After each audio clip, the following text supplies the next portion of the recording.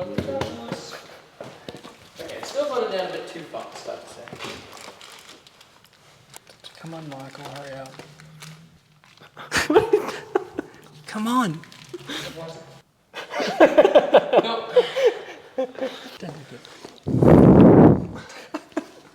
How are we going to start this? Oh, okay. I'll be the guy with the mic.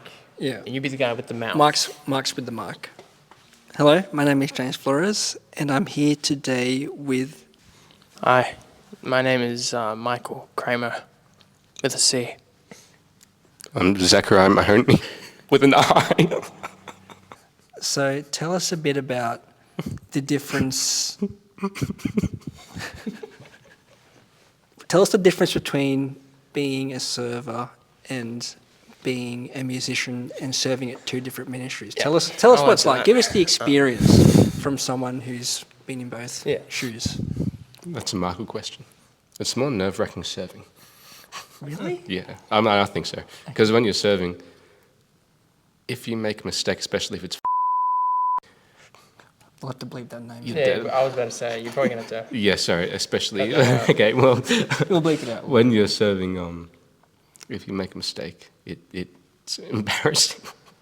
Well, no, but when you're singing, especially at St. Pat's, when you're around the corner, and you're with a group of people, if you make a mistake, all the time you think, oh, they won't know it's me, unless you know them, then they do know it's you. But yeah, Well, that's interesting because if I was sitting in the congregation, I am not particularly looking at service and what they're doing. So if something went wrong, I wouldn't even notice. But I feel like if I made a mistake with music, I felt like everyone would have heard that. But I people do. necessarily, I know you do. Actually, I notice You do notice all the time? a lot of the time. That's sad. Sorry to dampen that mood, but like when you're up there and you're doing something that you've done for a while, like a daily mass, well, the Sunday masses really is what I'm talking about because that's when the choirs usually jump in and have a sing. If it's like the Sunday's very repetitious, you know what's going to go on.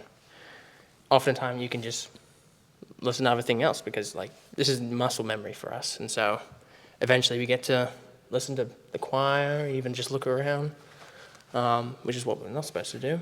But occasionally, yes, I do hear sometimes when the choir's messed up, and it's pretty embarrassing a lot of times. And then I'm able to pinpoint who actually did it. Really? I've gotten that good that I'm pinpointing and I'm You're pinpointing. name blaming, shaming. You probably wouldn't notice that, would you, Zach? No. That's good. Do you think normal congregation people would notice things that we notice? depends who they are. If there was a big disaster, I guess you would talk about it at lunch. One of the mess ups at school sometimes, like especially with serving. If your friend's up there serving, you're watching, and if they make a mistake, then everyone's talking about it. I reckon school masses would be scary because you just get picked at school afterwards, right? Mm.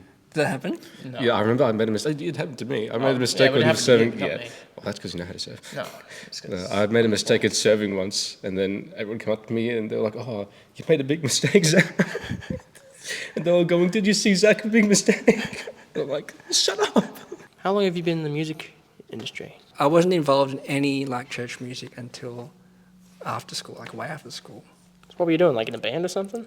No. Do you think I would be inspired by music at mass? No. No. It's actually a miracle that I actually got so, I would say obsessed, but like He was obsessed about like organ music and church Still is. music. And one day Ben was playing. I'm like, now this is what the organ should sound like. Because, having classical music background, I knew what like non-guitar led masses are meant to sound like. yeah. I consider myself as an introverted person. It took a lot of courage for me to go up to Ben and go, I want to learn the organ. And he was like, yeah, but you're going to join the choir. I'm like, oh, I don't sing. I'm like, oh, well, you're going to have to. So I did. Mm. And I guess the rest was history. Yes. Is there anything that you're not good at? Remembering what a sharp or a flat is?